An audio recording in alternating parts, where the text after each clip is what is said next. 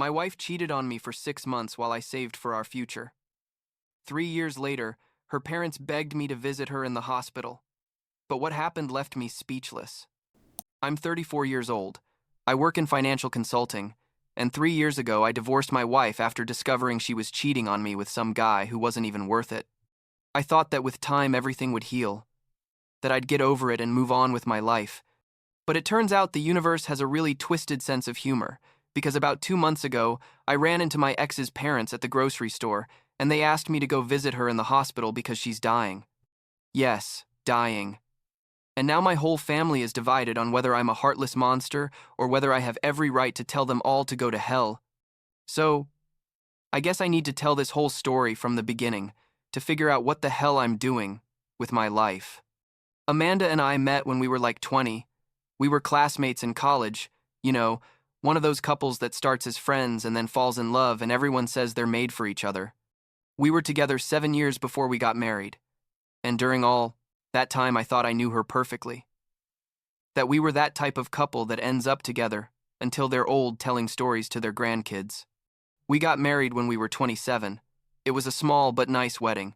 Nothing ostentatious, but with all the important people there. And I remember that day thinking, this is it. This is my person. I'm going to grow old with her. How naive I was. Seriously. The first 2 years of marriage were good. Or at least that's what I believed. We worked a lot. Me at my consulting firm and her in marketing for a tech company. We had a decent apartment downtown. We'd go out on weekends. We made plans for the future. We talked about having kids. We'd even started looking at bigger houses because we wanted to move to a better neighborhood before starting a family. I was saving aggressively, working overtime, everything so we could put down a down payment on a house in like 6 months. Amanda seemed just as excited as I was about all this. Or at least, that's what she made me believe. The thing is, Amanda started working later, or so she told me. She'd arrive like 10 or 11 at night saying she had important projects, urgent deliveries, meetings with clients on the West Coast that ran long because of the time difference. I believed her because, well, why wouldn't I believe her? She was my wife, the person I trusted most in the world. Sometimes I'd tell her not to kill herself, working so hard, that money wasn't everything.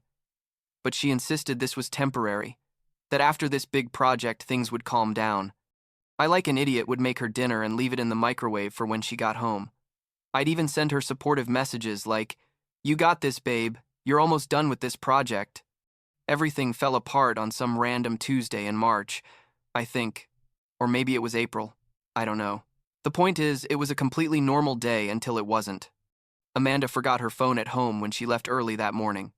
Something that literally never happened, because she was one of those people who checks their phone every 5 minutes. The phone started ringing around 9 in the morning.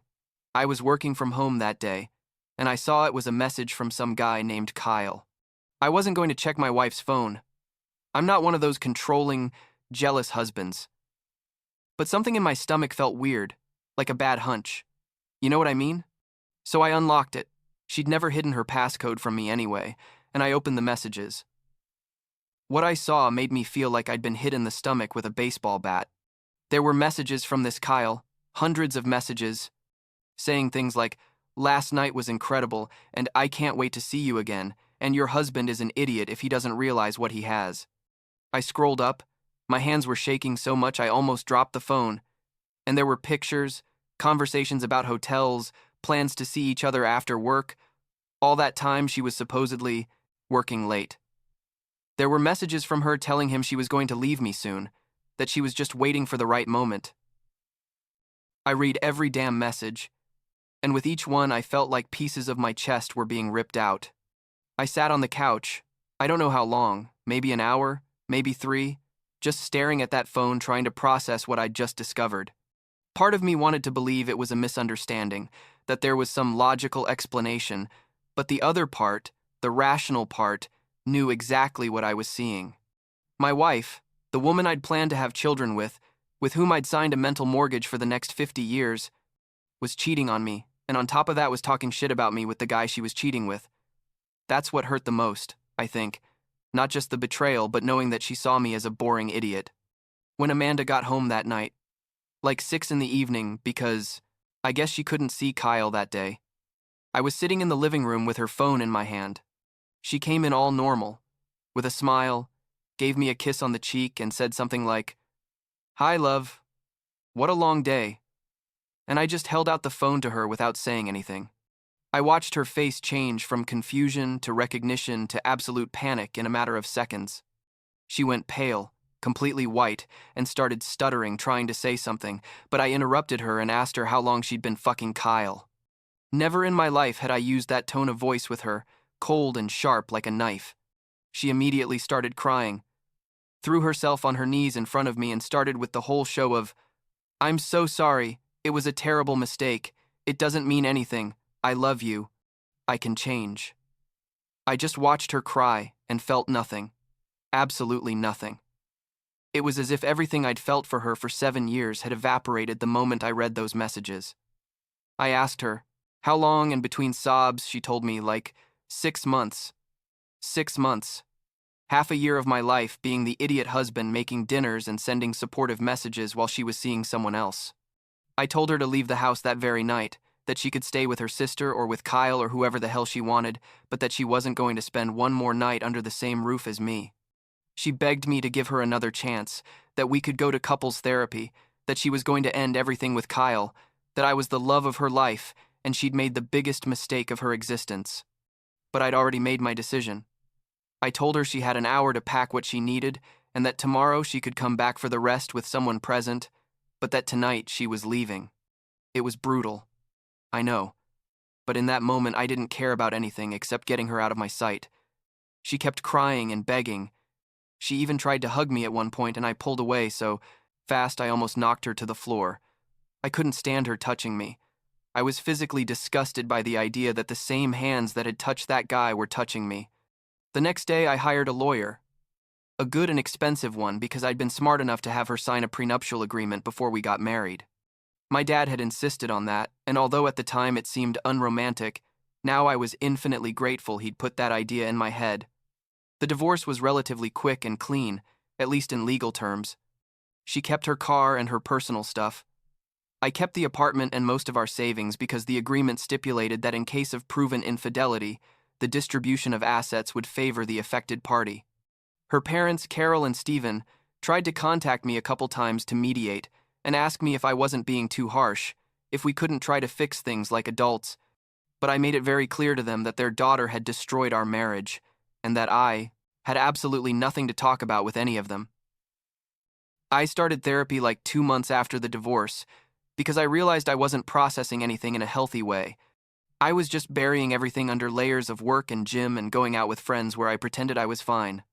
My therapist, a lady about 50 years old who was brutally honest, helped me understand that what I was feeling was completely valid, that I didn't have to forgive Amanda just because society says forgiveness is necessary to heal. She gave me permission to be angry, to feel betrayed, and slowly, I started building a new life without her. I blocked Amanda on everything: phone, social media, email, everything. I changed my number after she sent me like 50 messages begging me to talk. I blocked her parents too, and her siblings, and all her friends who tried to contact me to tell me I was being too harsh. I didn't want to know anything about any of them, period. I went out with some girls during that time, nothing serious, just to remind myself that there was life after Amanda. I focused on my work, got a promotion, bought myself a new car, basically did everything possible to prove to myself I could be happy without her. And I was achieving it, really, or at least that's what I believed. Fast forward to about 2 months ago. I'm at the grocery store on a Saturday morning, buying the normal stuff for the week, and suddenly, I hear a voice that says, "Daniel?" I turn around and there are Carol and Stephen, Amanda's parents, looking like 20 years older than I remembered. Carol had red eyes like she'd been crying, and Stephen looked absolutely destroyed. My first instinct was to turn around and leave, literally pretend I hadn't seen them. But Carol walked toward me before I could move, and grabbed my arm with surprising strength for a woman her age. She told me they needed to talk to me, about Amanda, that it was urgent and very important. I told them I had nothing to talk to them about regarding their daughter, that chapter of my life was closed 3 years ago, and I planned to keep it that way. But Steven started telling me that Amanda had been in a car accident like a month ago, that she was in the hospital and things didn't look good. I asked them why the hell they were telling me this, what it had to do with me, and Carol started crying right there in the middle of the cereal aisle, saying that Amanda wanted to see me, that she kept talking about me, that she needed to apologize to me before it was too late. And here's where I probably officially became the villain of this story, because I told them, and I quote exactly, that Amanda could rot in that hospital bed for all I cared. I told them their daughter had destroyed my life, that she'd lied to me for months, that she'd made me feel like an idiot, and that I didn't owe her absolutely anything, not even the decency of visiting her. Carol became hysterical, started screaming at me that I was a heartless monster. How could I be so cruel? That Amanda was dying, and I was too bitter to even show a little compassion. Steven tried to calm her down, but also looked at me with so much contempt. I felt it burning. I told them to stay away from me, to never contact me again, and I left the grocery store, leaving my cart right there. I drove home shaking with rage. I couldn't believe that after 3 years of finally starting to be okay, these two appeared out of nowhere trying to make me feel guilty for not wanting to see the person who destroyed me. I got to my apartment and had like 3 whiskeys in a row, trying to calm down, but it didn't work. I kept hearing Carol's voice calling me a monster. I kept seeing Steven's face full of disappointment. And part of me, a very small but insistent part, started wondering if maybe I was a monster. That night, I told my sister Nicole everything. She's like 29, and we've always been close. I thought she was going to support me, that she was going to tell me I did the right thing by refusing, but instead, she was quiet for a moment and then asked me if I really didn't feel even a little curious about seeing Amanda. I told her no, that that part of my life was dead and buried, and Nicole sighed and told me she understood why I was angry, but that maybe I needed that closure, that maybe visiting her would help me really leave everything behind. I told her she was crazy, that I didn't need any closure, because it was already closed, but she insisted I think about it. A few days later, my dad, Frank, called me. Turns out, Nicole had told him everything, which annoyed me quite a bit because it was my story to tell, but whatever. My dad told me we needed to talk in person, that it was important, so I went to my parents' house that afternoon. My mom, Barbara, was there too, and they both looked super serious. My dad started telling me a story. I didn't. I knew parts, but not all of it. Turns out like 15 years ago, when I was like 19 and in college, my mom had an affair with a coworker. My dad found out. It was devastating for him, but he decided to forgive her and work on their marriage. I sat there trying to process this information, while my dad told me he understood perfectly what I'd gone through with Amanda, that the pain of betrayal was something he knew very well, but that he had chosen forgiveness, and that decision had given him peace. He told me I should consider visiting Amanda, not for her but for me, to be able to really close that chapter and move forward without carrying all that resentment. I stood up so fast the chair almost fell and told him he had no fucking idea what he was talking about. That forgiving Mom had been his decision, but I didn't owe Amanda anything. And that comparing the two situations was completely unfair. My mom got into the conversation and told me, surprisingly calmly, that she understood my position perfectly. That she had been the one who betrayed Dad's trust and she lived with that guilt every day, but that what Dad gave her by forgiving her was a gift she could never repay. Then she told me something that left me frozen. She asked me if I had been in Dad's position at that time. And, honestly, I didn't know what to answer, because the truth is, I don't know. I ended up having a huge fight with my dad, where I yelled at him that I couldn't believe he was pressuring me to do something I clearly didn't want to do. That this was my life and my decision. And that if he wanted to live with someone who betrayed him, that was his choice, but he wasn't going to force me to do the same. My mom started crying. My dad got furious with me for yelling at him in front of her, and I left there feeling like the worst human garbage on the planet. The whole family split after that, Nicole trying to play mediator, some uncles, and cousins telling me I was right, others telling me I was being too harsh. A total mess, basically. A week later, like 2 in the morning, I get a text message from an unknown number. It's Amanda. She wrote, "I know you don't want to talk to me and I understand. I just want you to know I'm very sorry for everything. I don't expect you to forgive me, I just needed to tell you. I stared at that message for hours, literally couldn't sleep, just looked at the words over and over, trying to decide whether to respond or block it. In the end, I didn't respond, but I didn't block it either, which probably says something about my mental state at that moment.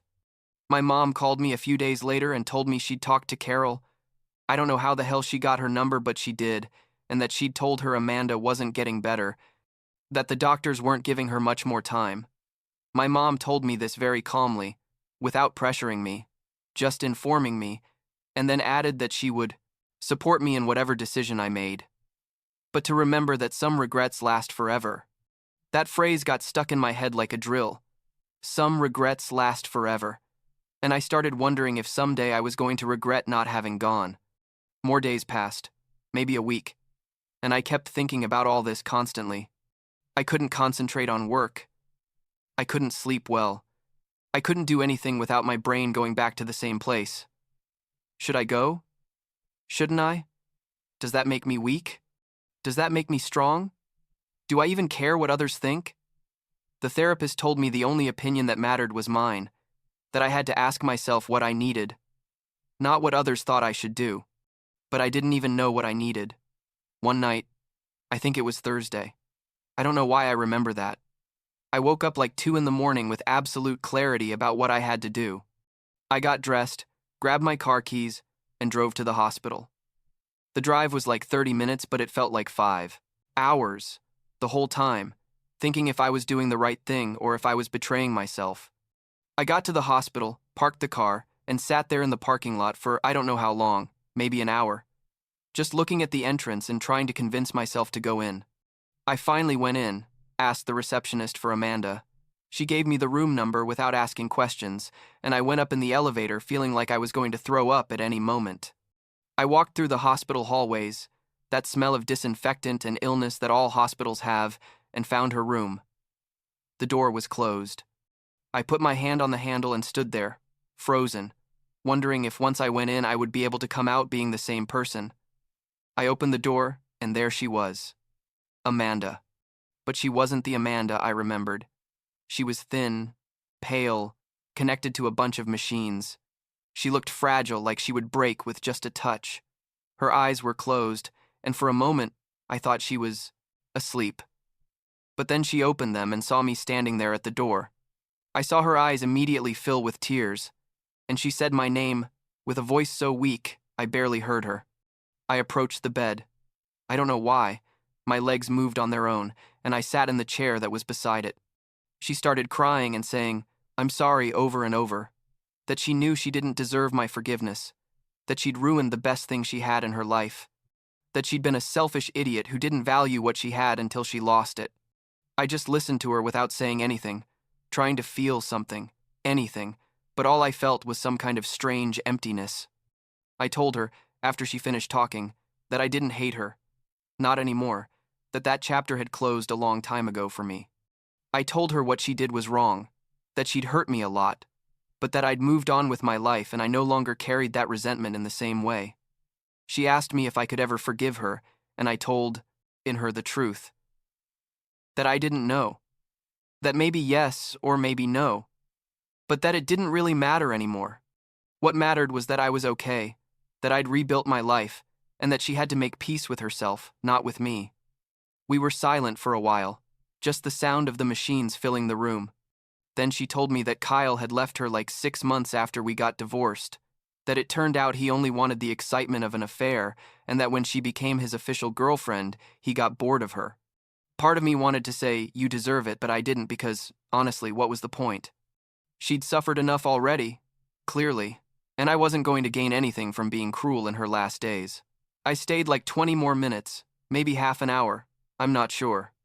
We talked a bit about random things, about her family, about what I was doing with my life. Superficial things, but not uncomfortable. When I stood up to leave, she grabbed my hand, very softly, and told me thank you for coming, that it meant more to her than I could imagine. I just nodded, let go of her hand, and left without looking back. I drove home in a kind of trance, feeling weird but not bad.